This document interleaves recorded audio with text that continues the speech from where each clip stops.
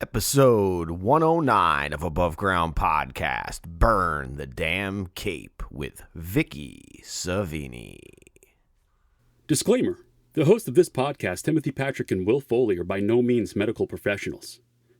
However, having lived experience with mental illness themselves, they have gained useful perspectives on common mental health issues that some of us struggle to overcome on a daily basis. By sharing their stories, they hope to create connection. By creating connection, they hope to help you find your purpose. And through purpose, we can all begin to build the foundation for positive mental health. This is Above Ground Podcast. Are you ready to lace up your boots, throw up your horns, and jump into the pit? Then let's stomp the stigmas of mental illness. It's time for Above Ground Podcast. Now, Will Foley and Timothy Patrick. What is up, everyone? Welcome to Above Ground Podcast. Above Ground Podcast. Because you can't serve below. That's right. You know who that is. You down with TPP? Yeah, you know me. What's up, Timmy? How we doing this week, buddy? We're doing. We're a little overwhelmed, little mindful, not mindful, but just full in general. Full of shit. Full of everything, full of nonsense, full of stuff that I need to disregard and clean out, and Yeah, aren't we all? Yeah. I think we had this discussion today about worthiness and all that kind of stuff. So we're on Zoom again, so why don't you introduce our lovely guest this evening? Our lovely guest. And be kind. we are graced with the presence of Vicki Savini. Vicki is a mother, teacher, author of multiple international books, and a life coach who has been empowering children and adults through individual consultations and group workshops and speeches for over 20 years. She is also, I don't think I did say author, but she's part of the Hay House team. She has the two more, I don't know if I would call them more well known than the other books. Is that fair to say? I guess you could say that. The last one wasn't through Hay House, and that seemed to be the most popular. Oh, it wasn't. I'm sorry, that's my fault. I didn't know that wasn't through. Yeah, and it doesn't really matter. Like, the publishers don't matter. None of that matters. It's just the message that you're getting out there, really. It is. I agree. But sometimes saying that, Hay House is kind of a... Yeah, it's all relative. It doesn't matter. None of that All matters. right. Well, there you go. There you go, ladies and gentlemen. There's Vicki Savini. Thank you for joining us this evening. I'll let you know how that goes. Well, it's funny because as Will started out saying about, we had a little conversation today about our inner core beliefs, and go back a few years, and actually Vicki helped me find my inner core belief. So it was a process that was a little messy. It was a deep dig. What's that? It was a deep dig. It was a deep dig, and why does that not surprise me? Why does that not surprise me? I'm not surprised that was a deep dig. No wonder why we got to be Indiana fucking Jones, man. Right? Jesus. And then you get there and you go, it has to be. Why does it have to be snakes? Right? Exactly. Yeah. So, but it's only difficult when we resist. There you go. When we resist, that's when Resistance. It becomes difficult. When I have clients who say to me things like, I know it's going to take me a long time, or this is going to be a lot of hard work, I always look at them and I say, if that's what you believe, right? If you believe it's going to be hard work, it's going to be hard freaking work. If you believe it's going to take a long time, it's going to take you a long time. It really comes back to what you believe. And if I have a client that's very open and they come to me and they say, I'm ready to heal, Okay, well, then let's have at it. I mean, I work with people on basically tilling their garden of life. So if you liken it to when you first dig up the soil and you're trying to plant a garden, obviously you want to plant something that's going to be fruitful. You want something that's going to help you. It's going to nourish you, right? So as you dig up that earth, that might be hard work in the beginning, but then you start to see these weeds pop up. If you don't pull those weeds and get rid of those weeds, everything that you want in that garden is not going to grow and flourish. And that's ultimately what we're doing in this life. This is our life, is our garden of life. Some people like to look at it like the tree of life. But when the weeds pop up, if you just turn the other way and ignore them, they're going to overtake your garden of life. And that is what I teach my clients, your core beliefs. So your core belief is a toxic seed. And if you believe you're going to take a long time to heal, then you're probably dealing with ivy. I don't know if you've ever seen ivy and how it grows, but that baby, oh my God, it is hard to rip that out from the root.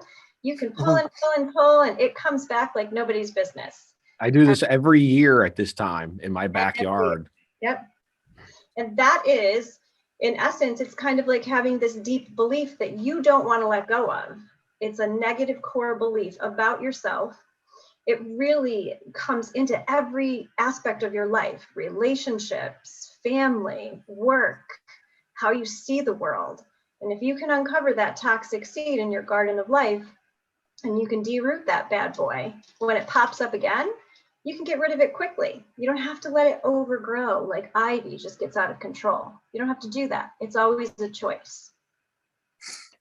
Now you said how it can affect like your work, your relationships. Mm-hmm. Now, what if an individual finds their core belief, and what if those things are actually fueling the negativity on that? What if they're actually fueling? Yeah, like what if I'm talking like past relationships or past jobs, any of that sort of. Is there an if to that though? Aren't they fueling everything? You picked up on that, Will. It's it's not a what if. Like when you have that belief, that drives you. If you're walking around this world and you have a deep belief that you're not enough, everything that you face is going to be, I'm not enough. So you'll go to work, you might have a very successful career. However, it's never enough. Maybe you want another position within your career, but because you have a deep belief that you're not enough, you're not going to get that position. So that's just going to reinforce it. And that would then trail into relationships. Maybe you're in an unhappy relationship, or you're having a hard time with a relationship or finding a relationship. If you have that belief you're not enough, you believe that, that is exactly what you're drawing to you. That is what you have. We are all energy, and we're putting out into the world but I think a lot of us don't understand what we're putting out in the world because not all of us are woke. Right. Well, and that's a great point, and that's something I wanted to talk about with you guys today is energy. We are all energy. If you just want to break this down to the simplest form, we are energy. Let's be honest. If you walk into the grocery store and your cashier is a complete and utter bitch, it's not going to put you in a great mood. It's actually going to kind of bring you down a little bit. Now, maybe you had a great day, and maybe you could say something to the cashier to kind of lift her up a little bit, and that might happen. But lo and behold, if she has an attitude with you, that's going to rub you the wrong way. Now you've just picked up that energy. You walk out of there, somebody cuts in front of you. Now that just rubbed you the wrong way again. So you just keep drawing more and more of that energy to you. We are energetic beings. When you're around people who bring you down, when you're scrolling Facebook and you're seeing all of the fake book stuff come up, either you're thinking people have more than you have, and that's depressing, or you're looking at the crap that's coming out in the world and you can't even believe what's happening and you feel completely out of control, that brings you down. So it really comes back to measuring what's going on with my energy right now. If it doesn't feel good, you stop in that moment and you have to do something that's going to bring your energy up. And I talk about that in all of my books. If it doesn't feel good, It's up to me. I am in control. If I don't feel good being around this person, I got to back away, whether they're family or not, doesn't matter. If I don't feel good being in this situation, I have to do something to change the situation. And maybe I can't leave the situation, but I can change my attitude about it. But I have control over my energy. Now, most of us walk through life and we never pay attention to energy, like you said, Will. We're completely oblivious. We're just like, I'm having a crappy day, and one thing leads to another, and then it's woe is me, and this happened and that happened. Yeah, okay, stop, take a breath, and do something to change your energy. That could be simple. Like if I'm having an awful day, I work in a school. I leave school, come home for lunch, and just sit with my dogs for about 10, 15 minutes. You know what? I'm good. I just got my little fill of happy. So you just have to do something that's going to raise your vibration, so to speak. Put music on, go for it. I actually had that happen today, as a matter of fact. I told Timmy this too. And which is for me this is a pretty big insight to myself. I have a coworker who I have pretty good conversations with because she shares a lot of the same stuff that I do, and she has severe mental illness and stuff. And we had been talking about stuff, and all of a sudden the insight came that my core belief is that I'm not worthy or I'm not good enough. And I've known that, but it was interesting to voice it to someone who's not a therapist or, my wife or somebody who doesn't necessarily need to know this, but it was interesting, the emotion that I felt let go. But I take a walk every day at lunch because that's the only way I can keep sane. So, and I love to walk. And today I had an interesting thing happen where I had a hawk land in a tree just ahead of me. And my instinct was to go take my phone and take a picture of this beautiful bird. And as I was trying to get my camera ready, I literally stopped. I looked at the camera and I put it back in my pocket and just decided to look at the bird, absorb the moment, and then let it pass through me. And I actually smiled for the next 15 minutes of my walk. And then I went back into the building and I was okay for the moment. Right. Because how often are we present? How often? And that's the thing. Like when you feel overwhelmed, like Tim, when we started talking, we were talking about, oh yeah, a little overwhelmed, this, that, and the other thing. We all feel that way. We all feel that. We all get overwhelmed. But what do we do about it in that moment? When we are overwhelmed, we're either fearful of what's coming, we're fearful of the future, or we're stuck on something in the past, thinking that we're not enough, clicking back to something that happened years ago and bringing it right back to today. So if we can get ourselves to come back to this moment, and that is one of the things that I teach in my books, come back to this moment, then we have control. See, we feel depressed and we feel anxious when we feel like we don't have control. So learning that we control our energy, we have control over our energy, always gives us control. At some point, like you're not going to have control of the outcome of life. You're not going to have control of the weather. You're not going to have control over bad things that happen or even good things that happen at times to some degree, although I do believe you draw that to you. But you have control of your energy. What am I going to do about this? How do I feel about this? So that really poses an interesting question. How do we start to even ask that question?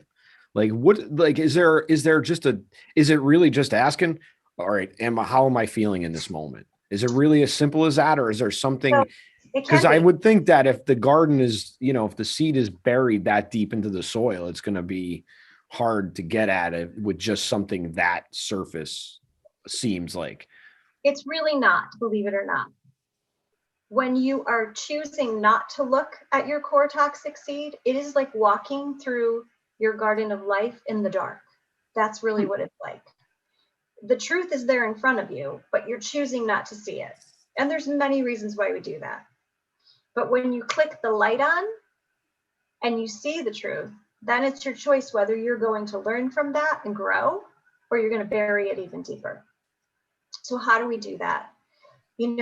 One of the things in my book, Burn the Damn Cape, that was the newest book that came out a few years back, How to Stop Rescuing Others and Start Loving Yourself. That one really went deep into the core toxic beliefs, the 5 beliefs. And so in the very beginning of that book, what you do is you read about, what makes you a rescuer? What makes it so that you feel like you need to seek approval from other people by doing for them what they would never do for you? What makes that come out in your personality?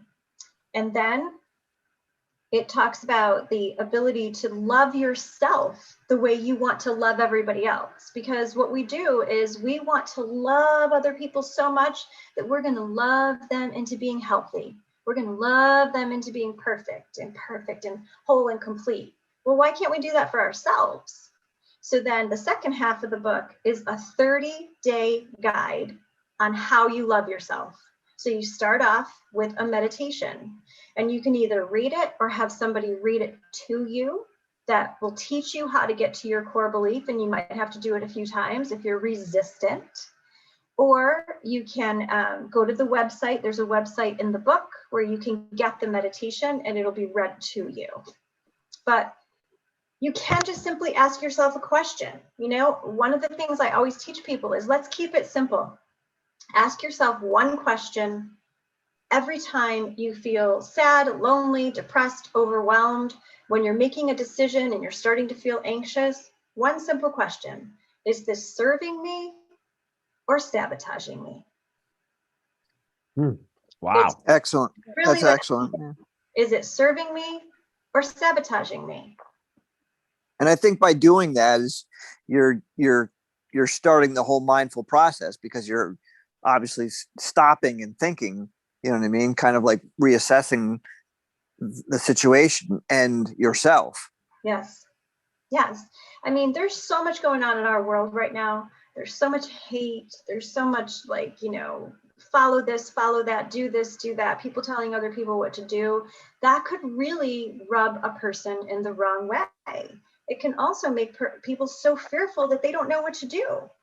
I think that's the biggest thing, because as we know that fear is another person using fear is a control thing. So that's how they control a lot of things, is by using fear. Right. And I'm sure you've heard the acronym for fear. You guys must have heard that. Fear is false evidence appearing real. Yeah, mine is fraudulent, emotional, antiquated reaction.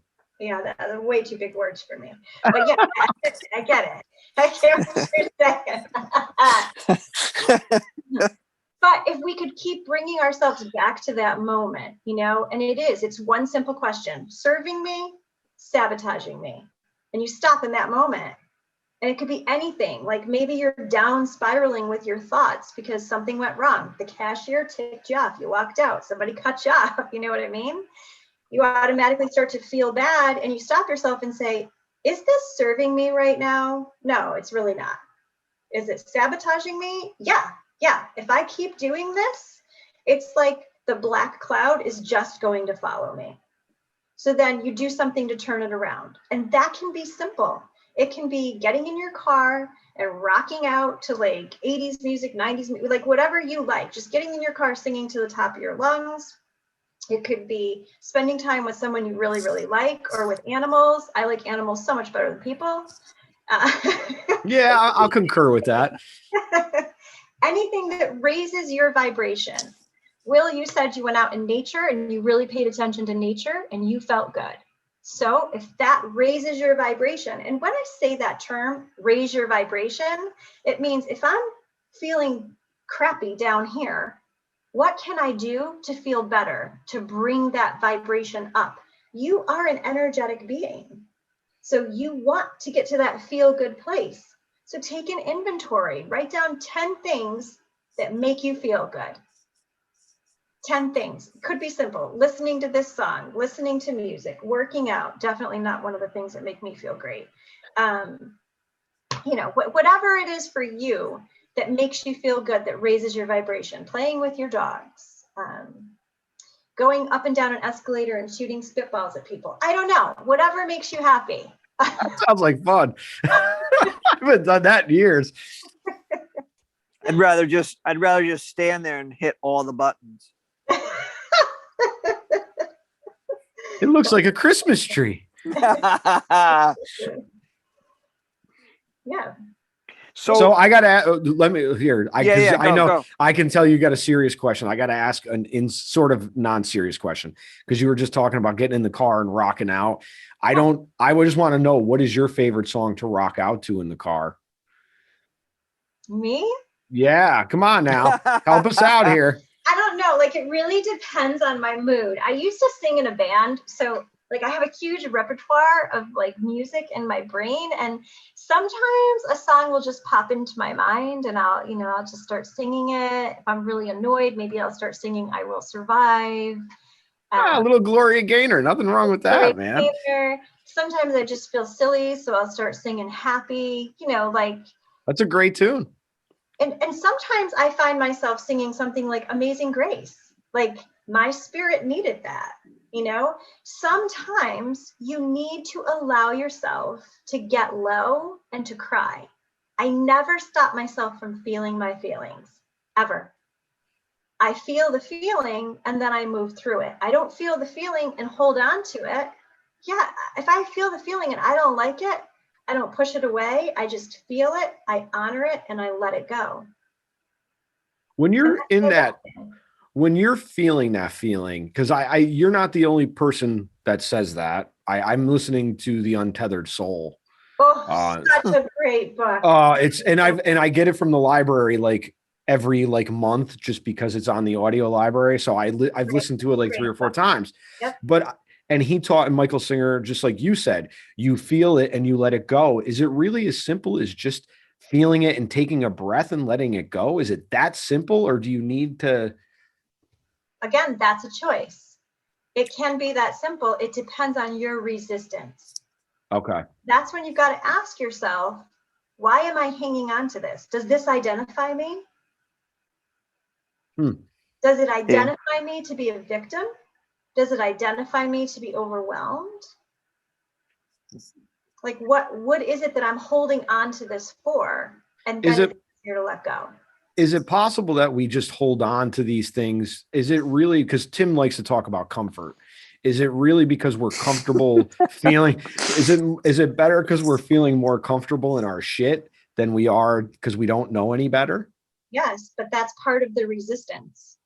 And that's also part of the control. I know what this feels like. I know what this feels like. Therefore, it's comfortable. I don't like the feeling, but it's comfortable. I don't know what it feels like to be completely loved and accepted. I don't know that. So that's scary as hell, right?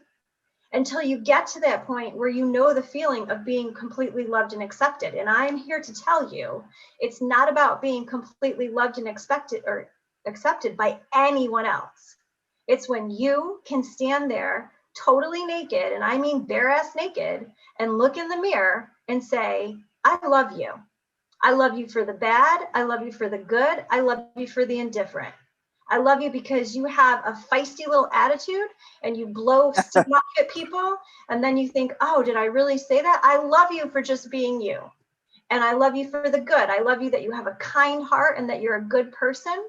And you know when somebody's hurting empathetically and you can go to them and be there for them. And I love you for the indifferent.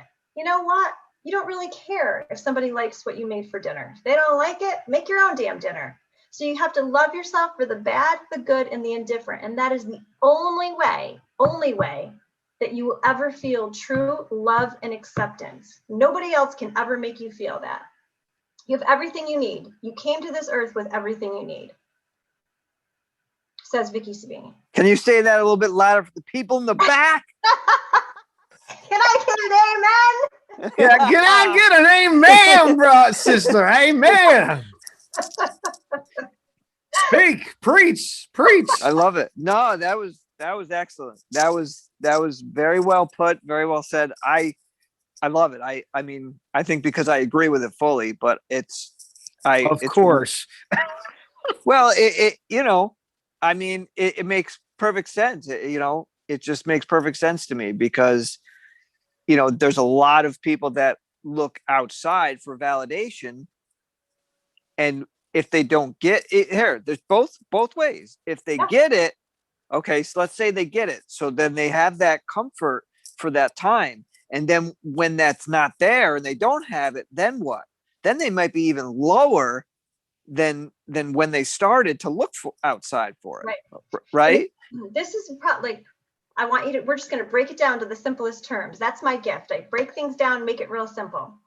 It's not your fault that you look to others for approval. It's nobody's fault, especially in our society with social media, which is going to be the death of us. But think about this. When you are a tiny little infant, right? You have total control. You cry, people jump. You shit your pants, people jump. Like, it's all about you. But then that infant starts to learn that they want the approval from others, because when they lift their head for the first time, what do? We make a big deal. Oh my God, look what they're doing. When they crawl for the first time, oh, look what little Johnny's doing. That baby sees happy faces. They feel the energetic vibration. They feel how happy the people are around them, just like a puppy. Oh, I got to do more of that. I got to do more of that. So what are they learning from a very young age? Seeking approval outside of themselves. So the best thing we can do, and something I suggest all teachers do, I do it for my first graders, is when those kids come to you and they say, do you like my picture? I always look at them and say, what do you think? I want to know what you think, because I'm teaching them. They don't need my approval. Their approval is what's important. And by the middle of the year, when they come to me and say, Miss Savini, look at my picture. This is so great. It is so great. Yep. Because that's what we want to teach. We want to turn that around. Now in our society with social media, oh my God, it's unbelievable. It's like Pavlov's dog. I want to get a like. Oh, they didn't like this. Like, what? Done. It's crazy. Yeah, it is. I'm very impressed by that. I've been on your website, and I didn't understand conscious parenting before until I read another book about it. And I have really tried to put some of the practices in place. But I also feel a lot of guilt, because when my daughter was really young, I was going through a lot of just mental health challenges, and I'm just not always there. I'm just not always present, and it's very hard. But now that she's 10, I've really come to explain to her what's going on inside of me and why I'm reacting sometimes the way I react, or why I say something. And then I really do make a habit of apologizing when I think I've done something that isn't necessarily beneficial.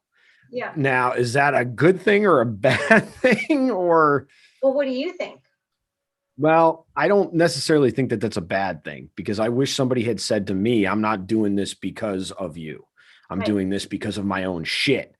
And it took me a long time to realize that, nobody's perfect, but it's very hard when you're a child. Because it actually what kind of prompted this was you talking about the baby and everybody jumping.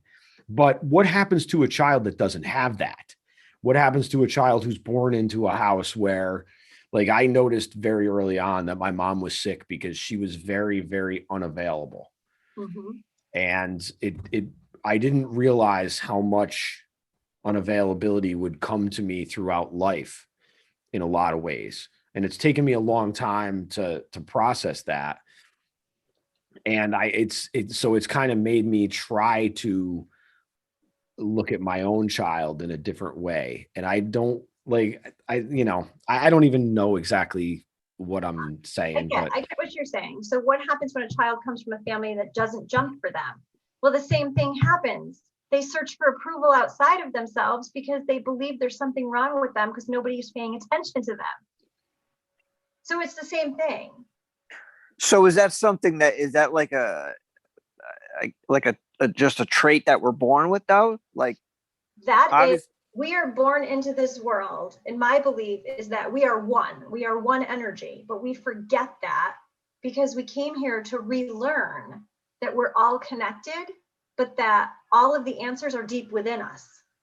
So we have to learn that somehow, some way. We have to learn that self-reliance. That's what we have to do. So maybe the only real way to fix the world is by doing self-work, right? So the only way to Absolutely. truly fix the energy of the world is by doing. I mean, listen, people I can agree say with you. whatever they want to say about Michael Jackson. And I really don't care what people say, but I think about some of the songs that he wrote, and there was this deep intuitiveness about him. You know, him saying, I'm starting with the man in the mirror. In the mirror, yeah. You know, it's true. That's where you need to look. And the other thing is, we go through life seeking this perfection. Like, if we're not happy hunky dory 100% of the time, we therefore think we're broken, we're not good enough, there's something wrong. No. If we're happy hunky dory all the time, we ain't growing. You might as well be a clone. It's understanding. You mentioned the word perfect. Well, you know what perfect is? Accepting that you're imperfect. Right. You know, And I understand that. Yes, That's my a good one. ex-husband used to always get mad and say things like, oh, I know you're perfect. And it would really bother me. And then over time, like now I'm at a different place. So when he says something like that, I laugh at him and I go, I'm imperfectly perfect. And he just walks away because I accept myself for the bad shit. Yeah, I'm not perfect in your eyes. Yeah, I lose my shit sometimes. And then I'm like, oh, I probably shouldn't have done that. But you know what? That's who I am. I'm Sicilian. I'm passionate. Like, I am who I am. If you don't like me, that's fine. Keep your distance. Like, I don't care.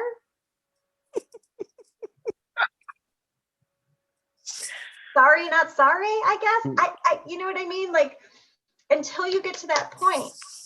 And here's the other thing, like some people look at me because I've written books and I coach and I do all these workshops and all this stuff. And they're like, oh, wow, she must have it all together. You know, Tim can tell you because we're friends. Like there are times when I feel low too, and I need a pick me up. There are times when I need to lean on somebody. I need somebody to remind me like, okay, wait, can you go look in the mirror right now? Because are you serious?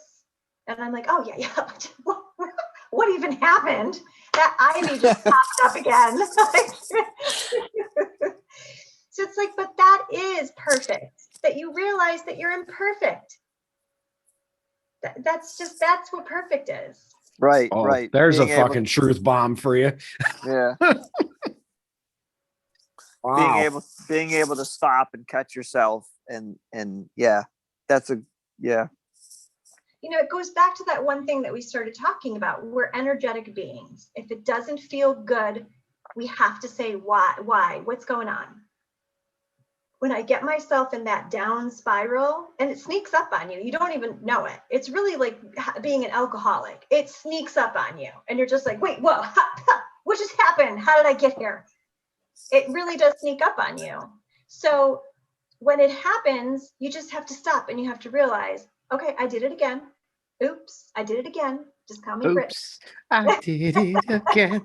I became human. It's so true. But when you fall off the horse like that and you come to an understanding that you love yourself no matter what, you're able to get back up on the horse a lot quicker because the resistance is gone. Then it's not like I have to put this facade on and I have to make people think that everything is peachy. It's like, oh, yeah, you saw that? Good one, right?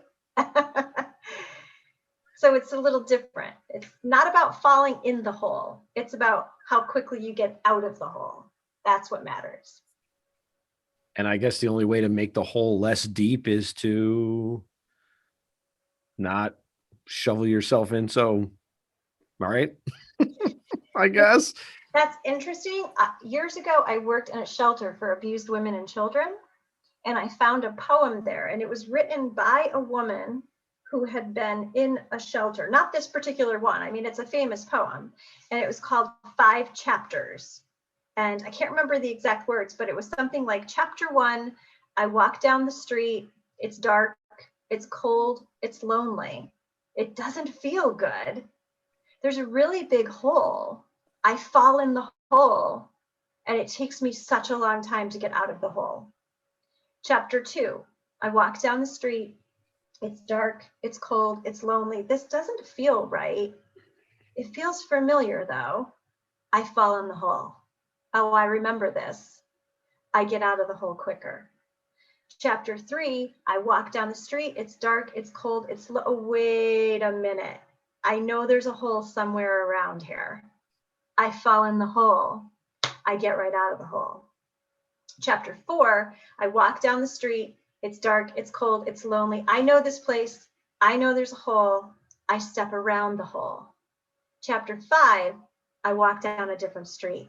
Now that was about a woman leaving the relationship, because the statistic at the time was that it took about 5 times before a woman could actually fully leave unless she was killed. That was the stat at the time.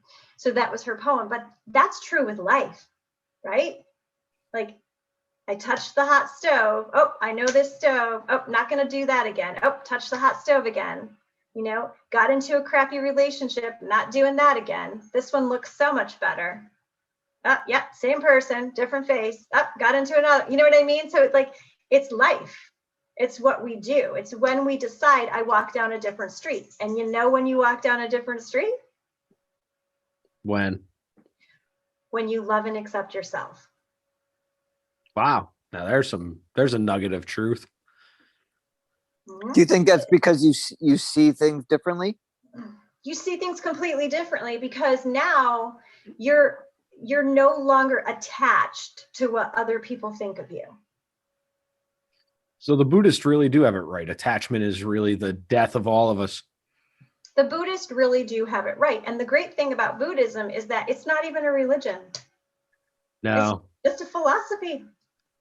Although people will have that argument on social media that it's a religion, Yeah. which I understand. There's parts of it that are a Right. religion to some, but to others it's a philosophy, like myself. And it's the best. To me, Taoism and Buddhism really strike at the heart of what we really are.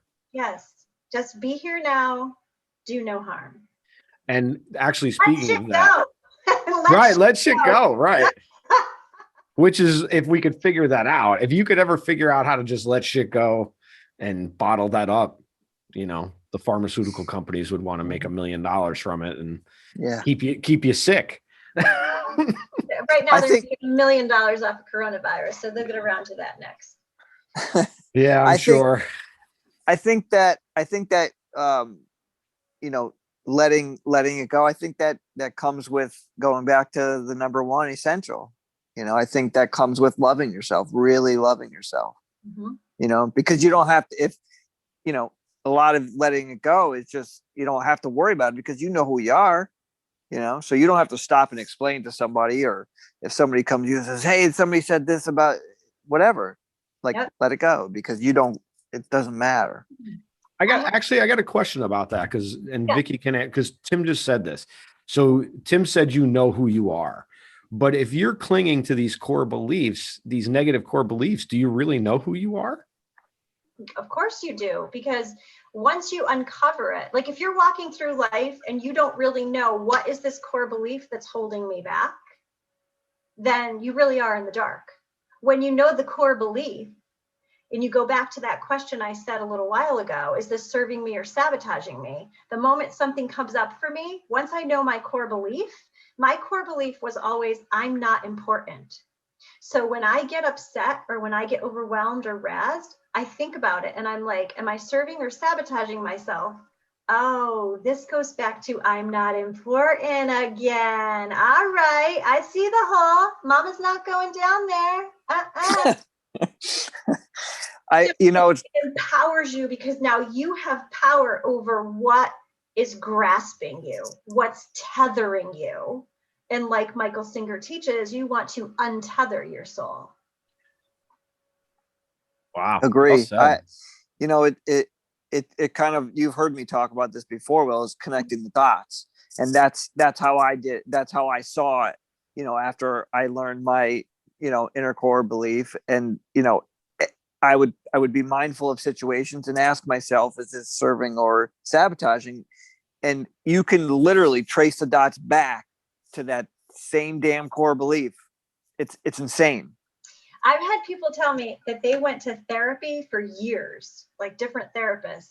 And then they came and worked with me and we found their core belief. And they were like, I can't even tell. It's like, I feel like there's fireworks going off. Like something comes off and I'm like, oh my God, yeah, that's my core belief. Oh, wait, that's my core belief too. So what do? You heal that core belief. So in your answer to your question, do you know yourself? Yes, you know yourself. You know your true self. And your true self is the opposite of whatever your core belief is. So if you believe you're not enough, your true self is that you are completely enough. So you know yourself, but you also know the little weed that keeps creeping up that you have to pull out because nobody else is going to pull it out for you. And I think part of, again, whether, when you know yourself, if you know yourself as the opposite, as Vicki says, and then not being able to reach that is where those dark, depressing clouds can come in, because you want to be your authentic self, but there's either something holding you back, which is usually yourself. There's some kind of resistance there, or you're looking outside and you're not fitting in. God forbid you don't follow society's rules and you don't fit into culture. So there's that other cloud that keeps coming over, and you want to clear those to be your authentic self. Right. And in terms of letting go, Will, I had a conversation with a colleague of mine today because, she's a very hard worker. She's always crossing the T's and dotting the I's, and she joins committees and really tries to make a difference. And even though there are things that we are told in education that we are supposed to do or they want us to do, and we're like, yeah, I've done this for 20 years and the kids are in front of me and I'm going to tell you that's not where it's at. And they don't listen. They're not listening. And so she was really upset and she's trying to explain, and I could see her getting frustrated, and, she's getting red and she got teary eyed, and I stopped her and I looked at her and I go, Laura, I need you to take a breath. She's like, I just get so upset. And I go, you got to let it go. You have to let it go. And I shared a story with her that a year ago, before we went into the lockdown, I was getting pains in my chest. And I went to the doctor. They couldn't find anything. They said, we really think it's stress related. Well, I came out of a meeting at school where I was so frustrated because I was fighting for something that I felt this child needed. And it was like banging my head into the wall that I walked out of there. My heart was literally pounding out of my chest. And 15 minutes later, I felt like I was going to pass out. So they sent me down to the nurse to have my blood pressure done. Lo and behold, my blood pressure was off the roof. So I was holding on. I was letting it, get to me. So I said to her, about a week ago, I started getting those pains in my chest again. I didn't realize I was letting it get to me again. And I had to take a breath because is this serving me or sabotaging me? You know what? I'm a single mom. I got to be here for my kid. So you do whatever you want in education. I'm going to do what's right for my kids. We'll meet somewhere in the middle. And that's just the way it's going to be. I've got to let it go. And she looked at me and she goes, you know what? You're right. It's hard to let it go. But if nobody's going to listen to what we're saying, if it's not going to change, I have to be on the course and I have to do what's right in this moment. And it's true. Sometimes, you can't change what other people think. You can't. No, at the heart of it, you really can't. Mm-hmm. You can prove a point, but that's not going to change anybody's mind. Right. Which I guess speaks to a deeper problem that really that we don't have enough time to cover in 50 podcasts, let alone this one. That's awesome. Yeah. So many nuggets of knowledge in there that you've dropped. It's awesome. Thank you so much for being here and joining us. It's been a pleasure to speak to you for the last almost hour. Well, thanks for having me. Absolutely. We usually finish up with 3 questions. Gotcha. So I'm going to let Tim ask the first one. Keep it on the up and up. TPP. You're gonna like this one. Do you have a favorite or a least favorite word? Exactly. See, I'm probably not supposed to say that. you can say Yeah, whatever but you you know like. what? If you're gonna say what I think you're gonna say, you will be the fifth or sixth person that's actually said that.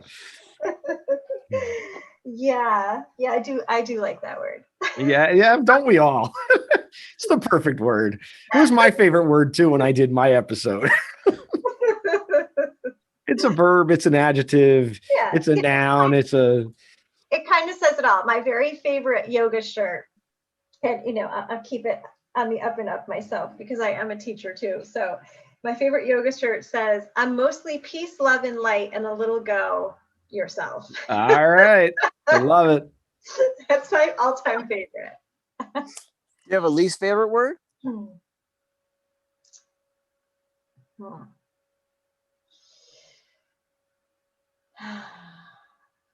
I think, I mean, I don't like the word slut. Okay, Okay. that's fair. I've heard people called that before, and I've seen that damage people to such a deep level. And there's no reason for it because nobody knows where anybody else is coming from because they didn't stand in their shoes. Nicely put. I like it. Yes. So your next question, and I think I already know the answer to this one. Yes, you do. Cat, dog, or other? Definitely dog. Is there anything else really? Yeah, there's cats. I'm sorry. Fernando hasn't made an appearance tonight because the door is shut. So I love dogs, don't get me wrong, but they're a lot more work than cats are. So It's funny. I used to have 3 cats. The great thing about cats is that they're just so independent. Like they just, they're so independent. But that's also not a great thing because like I love that my dogs snuggle me and love me. And we got our second dog. I didn't want a second dog. My son wanted the dog. And he was moving up from 5th grade and he was like, "Come on, Mom, it can be my 5th grade moving up." Yeah, big present for that. Anyway, this dog is just totally joyful. And at the time, I was going through a major depression in my life. It's actually what I wrote about in Burn the Damn Cape. It was what I was going through, that deep depression. And I honestly believe that this dog pulled me out of that depression because every day I woke up, he would be standing there and he doesn't just wag his tail, he wags his whole body. And it's like he just looks at you with these bright eyes and it's like he's saying, "I'm just happy to be alive, happy to be alive." And I remember that's good. He does look like he's saying he does look like that, right? And I remember at one point laying on my back porch, I was so depressed that like nothing would come out but tears, like tears just rolling down my cheeks. And here comes this little puppy, like wagging his whole body, like looking at me like, "Hey, hey, hey, hey, hey, happy to be alive." And I remember thinking, if I could just have an ounce of that. And when I look back at my life, I feel like as much as I didn't want another dog, I didn't want to have to train a dog to deal with a puppy, I am so thankful that this dog came into my life because he showed me, like, "Mama, it's a choice." He's like, "Mama, it's a choice. Look at my energy. Look at yours. You got shit energy. I got happy, sunshiny energy. Come over to the light side." Like, that's actually been the best one so far. But I'm going to say something in defense of cats because I will say this: we had 3 cats prior to the cat we have now. They all passed on after 15 plus years. Our oldest cat was like 18. Our last one died like I think about a year and a half ago. Just I think right as lockdown happened. And I could tell my daughter was we could tell my daughter was kind of feeling bad. So friends of ours had a cat that had a litter of kittens, and we said we would take one if there was one left. We weren't going to take the cat just to take it, but if there was one left and they couldn't get a home for it, we would take him. And he came. And I've found that all the cats that we've had have been very loving, very tied to us. Like they're on the laps, they're like lap cats. They're always very intuitive.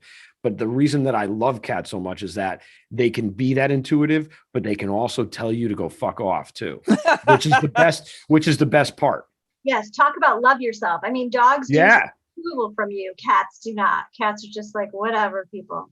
Whatever. Yeah, there's the epitome of loving yourself is those it's cats. Yeah. They can teach you about attachment. They truly can. They really can. So the last question. Well, that's 4, but I'll let that slide. No. This is only third question. It is? Yeah. Yeah. Wait, let's go. Let's review. You asked me my favorite word. Yes. Favorite and least favorite word or same question. That's the same question. Okay, I gotcha. All right. It's a 2-part. Come on, keep up. 2-parter. I only teach first grade. Yeah, you're probably not into 2-part questions at that point. I can't remember. It's been a while. All right. So if there was something that you could do or that you would like to see done to mental health as a whole with no restraints, what would it be?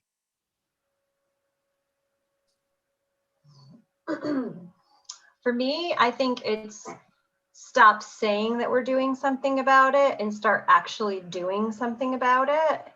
And I would start with our youngest population, with our children.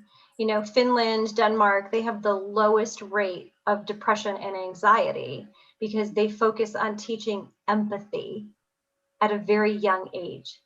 They focus teaching that right up through grade school, and that is their main focus. And if you look at our society in America, there's no empathy. We are not teaching our kids how to put yourself in someone else's shoes. I mean, look at our adults. They don't do that either. So for me, it would be, stop saying you're doing something and start doing something. Start taking the action. And it doesn't have to be, awful. It has to be going back to square one and saying, what are we doing to help people? What are we actually doing? And instead of saying, oh, there's nothing wrong with you, get over it or whatever, really taking a step back, putting yourself in other people's shoes and having some empathy. And we've lost that. But I'm going to say this. I don't know if we ever had it. And I mean, if you look at the last, I don't think we have in America. No, I don't think we have. I mean, this whole country was kind of founded on that principle. Mm-hmm. That, you know what I mean? So it's baked into the pie. I mean, The apple pie is spoiled. It's not, it's definitely tainted and spoiled. And unfortunately we've kind of become so complacent and so good word. So, well, we've become complacent, and unfortunately we get stuck in those cycles of, we got to pay the bills. We got to do this. We got to do that. So we got to do that. And we don't have the sense or maybe the willingness to look in the mirror, as you like to say, because you got to accept yourself. And if you can't look in the mirror to look at your faults and look at your humanity and say, well, maybe I'm not right about everything. Maybe I'm not wrong about everything, because you can't be right and wrong about everything. But maybe it's not even that deep. Maybe it's simpler than that. And just stopping and asking ourselves in the moment, is this serving me or sabotaging me? Just coming back to the moment time and time again and staying in the moment. That is not something that we do well in America. You heard it first here. Stay in the moment. Yep. Thank you, Vicki, go ahead, Timmy. No, I was going to say, stay in the moment with Vicki Savini. Hey, Vicki, would you, can you tell everybody if they want to get a hold of you or to look into, what you're doing next? I know you do you still do the girl camp? I do. My girls camps are coming up this summer. Our first one in July is almost closed out. We only have 3 spots left. Which date in July? I don't even have that in front of me. Hold on, I could pull it up. It's the 2nd week in July, I believe. They can get it right off my website, VickiSavini.com, VICKI savini.com. And there's a tab there when they go that says camps. And when you click on camps, it'll say Girls Rule Camp. I'm going to the dates right now because we had to change a few things. Yeah, I'm going to share all this in our show notes, but this episode will come out in July. So it's right after the 4th of July. It's the 5th through the 9th, and it's from 9 to 12 daily. And then the August camp is the 9th through the 13th. And we also have a teen workshop coming up. The best thing for them to do is to follow me on Facebook. I have a page. It's called Ignite the Light. But if you just type in Vicki Savini, it'll pop up. And that is where I post all of my events and, things that are coming up. That camp for the girls, incidentally, is all about really learning 7 essentials that I wrote about in my first book, but it comes back to the first essential of loving yourself. So those kids learn how to do mirror work, power yoga, which is like affirmations with yoga. We do journaling. We do so many really great things. And this is our 12th year. So Wow. Yep. Good for you. Awesome. Congratulations. Yeah. Also, where can everyone find your books besides your website? Amazon, the typical places? Yep. Amazon, you can go to, I know Barnes and Noble had them at one point, and what's the store up in Saratoga? I can't think of the name. Northshire. Yep. They had the newest one, Burn the Damn Cape. But Amazon is always like, a quick fix. Awesome. Yep. Awesome. Wow. So much stuff. So much stuff to archaeologically dig up here that I can't thank you enough for being here. It's been awesome. But it's not. Just keep it simple. It comes down to one question: serving, sabotaging. And if it's sabotaging, you stop in the moment and you do something to raise your vibration. Like, that's it. It's that simple. Just stop in the moment, raise the vibration, then you're in a better place. You can handle life. Awesome. Well, this interview was meant to happen today for you.